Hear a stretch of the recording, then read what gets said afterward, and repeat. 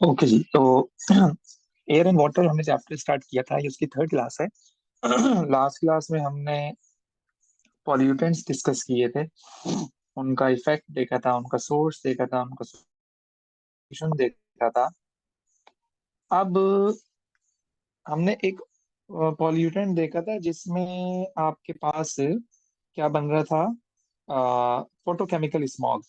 Smog को हमें देखना है कि फर्दर किस तरह से ये फॉर्म होता है, स्मॉग होता क्या है ये, और ऐसी कैसे होती है ये देखना है।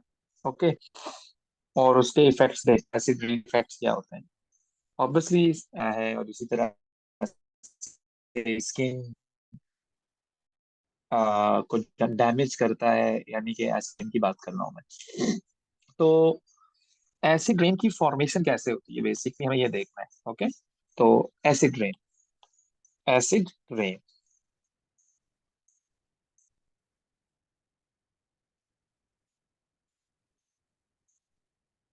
ओके।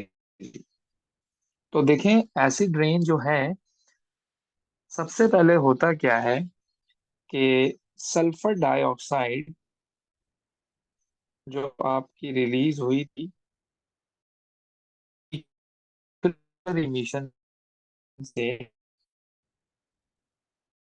तरह से नाइट्रोजन या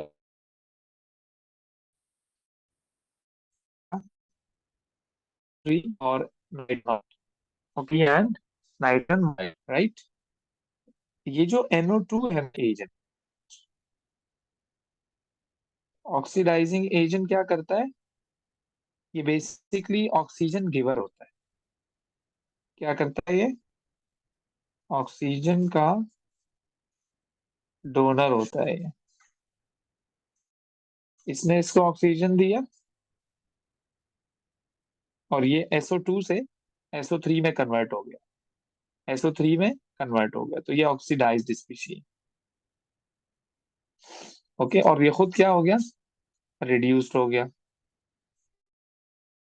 तो ये रिड्यूस्ड हो गया।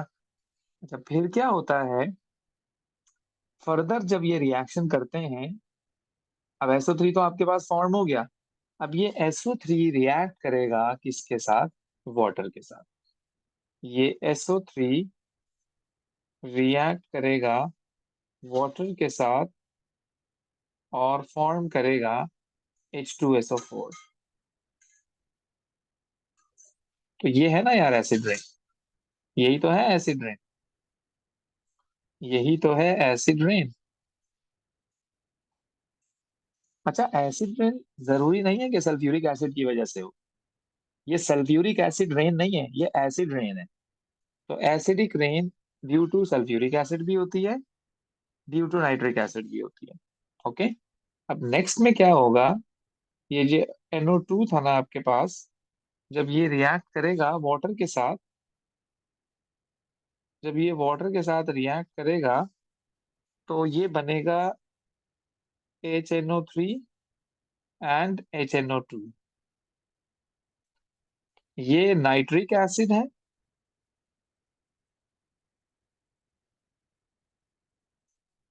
और ये नाइट्रस एसिड है, और ये सल्फ्यूरिक एसिड है।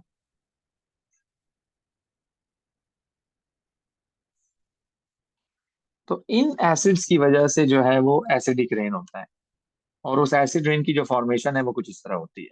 ओके। तो मैंने लास्ट क्लास में सिर्फ आप लोगों को ये बताया था कि भाई जो है ना, एसिड रेन इससे होता है। एसिड रेन होती किस तरह थी, यानी बनती किस तरह है, वो मैंने नहीं बताया था। तो हमने आज डिस्कस किया है कि बेसिकली जो एसिड रेन होती है, it's due to sulphuric acid and nitric acid. और वो बनते कैसे हैं, ये मैंने आपको रिएक्शंस बता दिए हैं। ओके। अच्छा, अब ऑब्वियसली इनकी कुछ ना कुछ इनके डिसएडवांटेजेस हैं, प्रॉब्लम्स हैं एसिडिक रेन के साथ। तो डिसएडवांटेज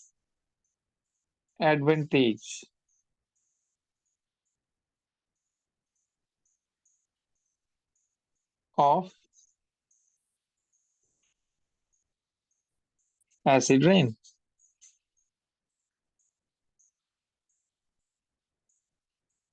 सबसे पहला सबसे पहला ये क्या करेगा, कोरोड करेगा बिल्डिंग्स को, और मेटल को भी कोरोड करता है ये, मेटल को भी कोरोड करता है। Number one, corrodes corrodes buildings. Further अगर हम कहें, बिल्डिंग में अगर मेटल लगा होगा तब भी उसको कोरोड करेगा, बिल्डिंग में अगर लाइम स्टोन लगा होगा उसको भी क्या करेगा ये, कोरोड करेगा। ओके, दोनों को कोरोड करता है, दोनों को कोरोड करता है। Acid rain react with both.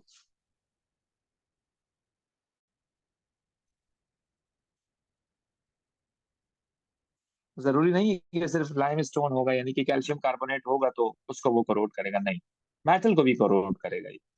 सही है। अच्छा, और क्या करता है, और क्या करता है, स्किन कैंसर, स्किन कोरोड यानी कि कह सकते हो कि तुम, स्किन इरिटेट करता है ये, आइस को भी इरिटेट करता है ये। ओके, तो बेहतर ये है कि मैं इसको लिखूं, skin irritation.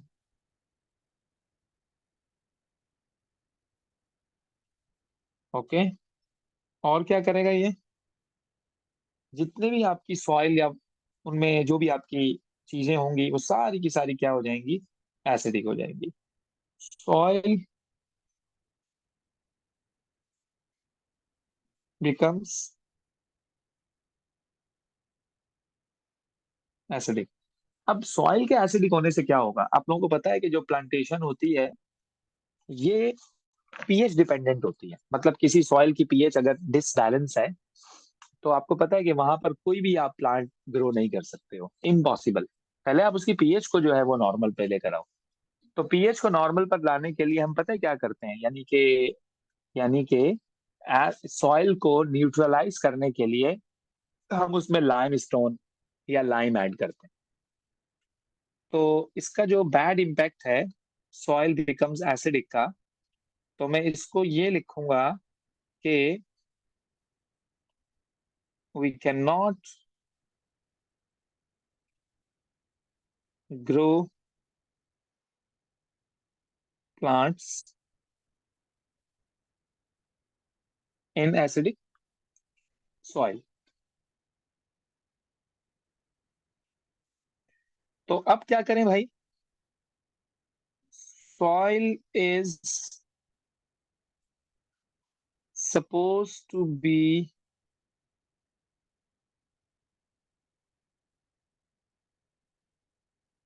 Neutralised, limestone is added।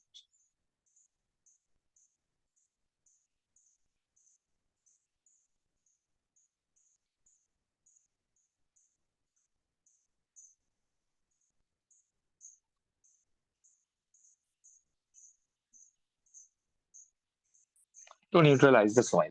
Okay जी, तो ये तो हो गई बात किसकी, एसिड रेन की। अच्छा, अब हम आते हैं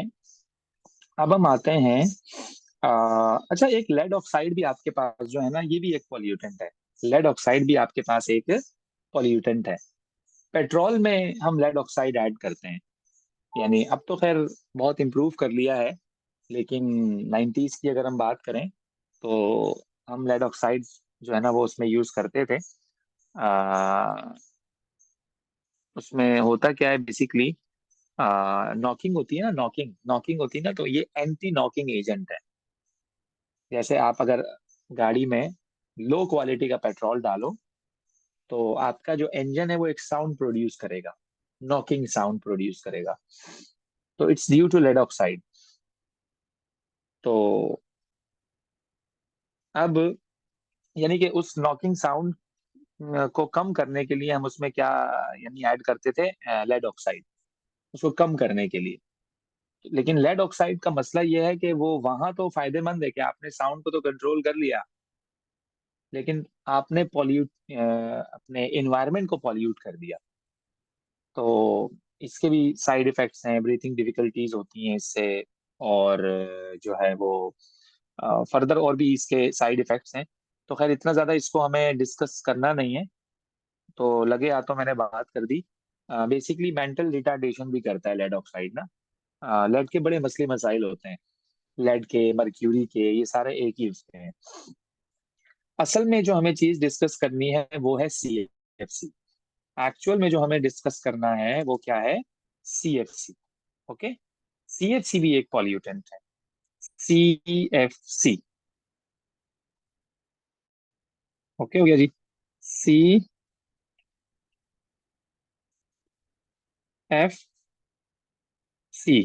बोले तो, CFC बोले तो फ्लोरो फ्लोरो कार्बन। CFC बोले तो फ्लोरो कार्बन। ओके। अच्छा, अब CFC का जो फॉर्मूला होता है वो कुछ ऐसा होता है। सी, इसका जो स्ट्रक्चर है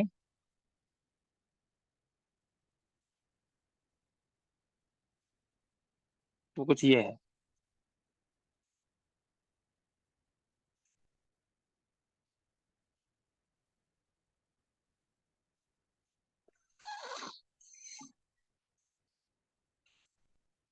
ओहो।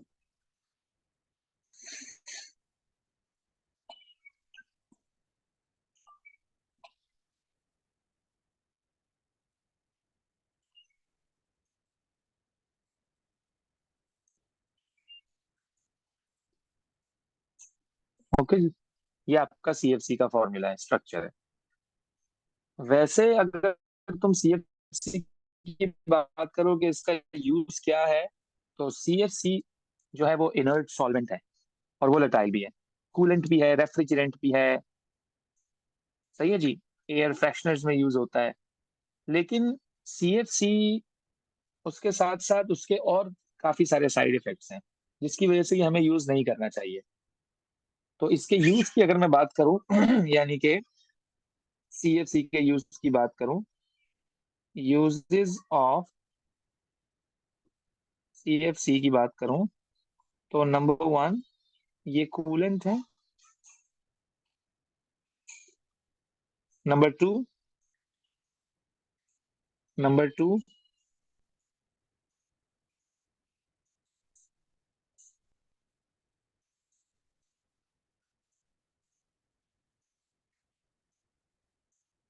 बहुत है इतना यूज। तो नंबर एक, ये क्या है? कूलेंट है। ओके। नंबर दो, इनर्ट सॉल्वेंट है। इनर्ट सॉल्वेंट है। Okay. Number two, inert solvent है। और और क्या है ये? एयर फ्रेशनर्स में यूज होता है, डिओड्रेंट्स में। Air fresheners.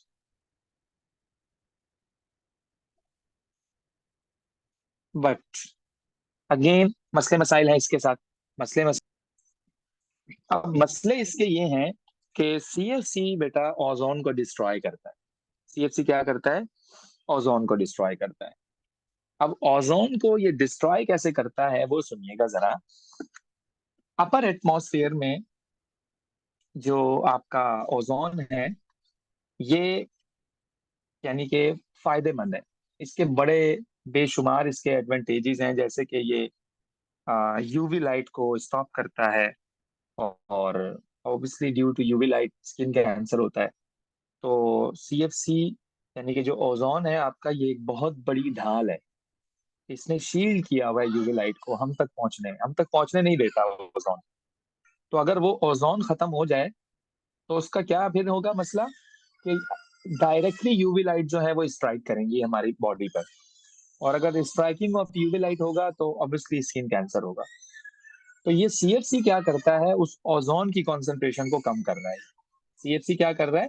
ओजोन की कंसंट्रेशन को कम कर रहा है। कैसे कर रहा है? कैसे कर रहा है वो देखिएगा जरा। तो ये आपका CFC का स्ट्रक्चर है। ये आपका CFC का स्ट्रक्चर है। ओके। अब होता ये है कि ये आई यूवी लाइट, ये क्या आई, यूवी लाइट। यूवी लाइट ने स्ट्राइक किया। जब यूवी लाइट ने स्ट्राइक किया तो ये जो कार्बन और क्लोरीन का बॉन्ड है ना, ये ब्रेक डाउन हो गया। अब देखिएगा जरा।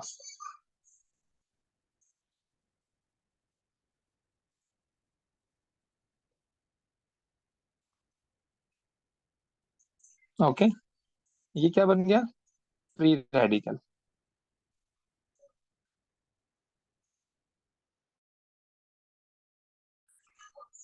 ये क्या बन गया, फ्री रेडिकल। अच्छा, ये जो फ्री रेडिकल्स होते हैं ना, ये बहुत रिएक्टिव होते हैं, बहुत रिएक्टिव होते हैं ये। अब ये फ्री रेडिकल क्या करेगा, ओजोन के पास जाएगा, ओजोन के पास जाएगा। ये जो फ्री रेडिकल है तुम्हारा, ये जो Cl डॉट है, ये ओजोन को जाकर छेड़ेगा और ओजोन से एक ऑक्सीजन ले लेगा और ओजोन को बना देगा O2। ओजोन को क्या बना देगा, O2। अब ये जो ClO है आपके पास, ये क्या करेगा, ये भी क्या करेगा, ओजोन को कुछ इस तरह से कन्वर्ट कर देगा। सही हो गया जी, ओके हो गया। अच्छा, अब अगर मैं इनको ऐड करूं इक्वेशंस को, तो cancel, cancel, cancel, cancel. Finally आप देखेंगे कि कुछ ये बन रहा है।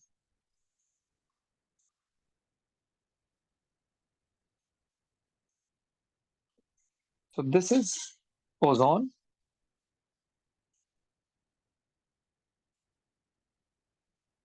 this is oxygen। तो यहां हुआ क्या, ozone has destroyed by CFC, by CFC। तो हमें चाहिए कि हम CFC ना यूज करें, उसका कोई ऑल्टरनेट यूज करें, उसका कोई ऑल्टरनेट यूज करें। अच्छा, CFC में CF का बॉन्ड क्यों नहीं टूटा, CCl का बॉन्ड क्यों टूटा। CF का बॉन्ड स्ट्रांग होता है, यूवी लाइट के अंदर इतनी ताकत नहीं है कि वो CF के बॉन्ड को ब्रेक डाउन कर सके, वो CCl बॉन्ड को ब्रेक डाउन करता है बेसिकली। ओके, तो जैसे ही Cl रेडिकल फॉर्म होता है वो ओजोन पर अटैक कर देता है, सिंपल। ओके। अच्छा, अब आइए जरा, हमने ऊपर बात की थी फोटोकेमिकल स्मॉग की, हमने ऊपर क्या बात की थी, फोटोकेमिकल स्मॉग की बात की थी। ओके। अच्छा, फोटोकेमिकल स्मॉग में ज्यादा जो पार्ट होता है ना, मेजर पार्ट वो ओजोन का होता है।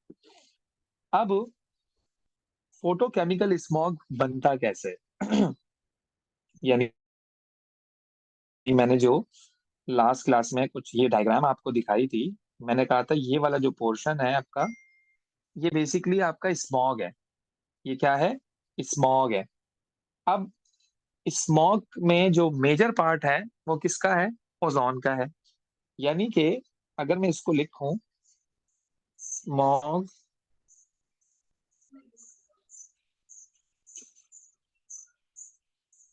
तो बेटा स्मॉग में जो मेजर पार्ट है वो क्या है, O3 है, यानी कि ओजोन है।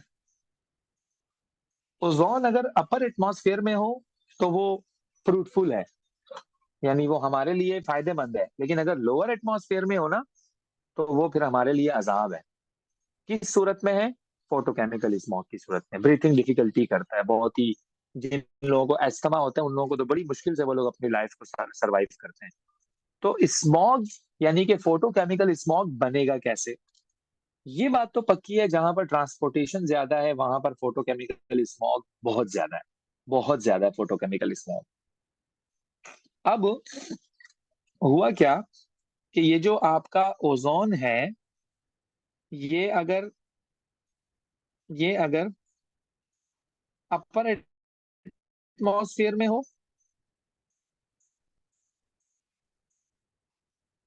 ये अगर अपर एटमॉस्फेयर में हो तो ये फ्रेंडली गैस है, प्रोटेक्ट करेगा, protects us from UV radiation.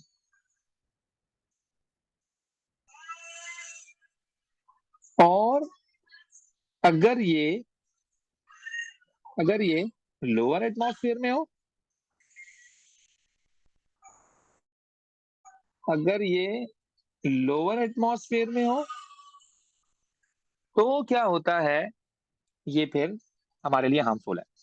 Lower atmosphere में ये क्या है, हार्मफुल है हमारे लिए।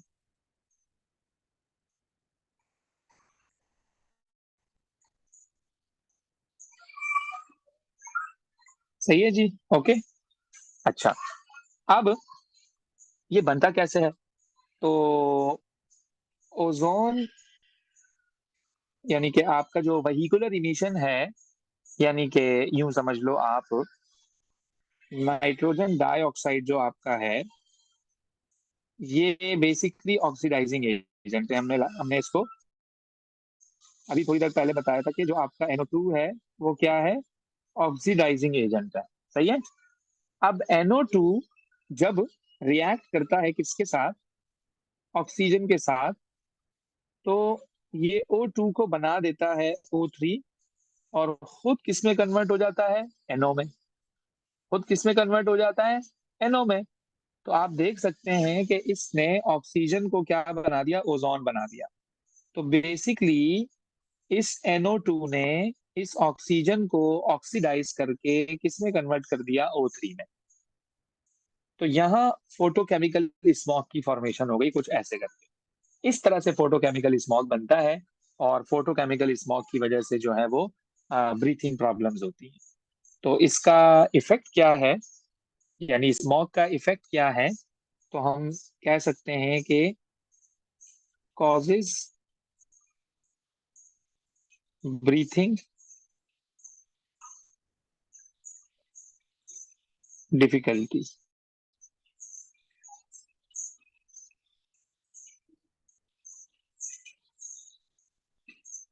Causing breathing difficulty. सही है जी, ओके।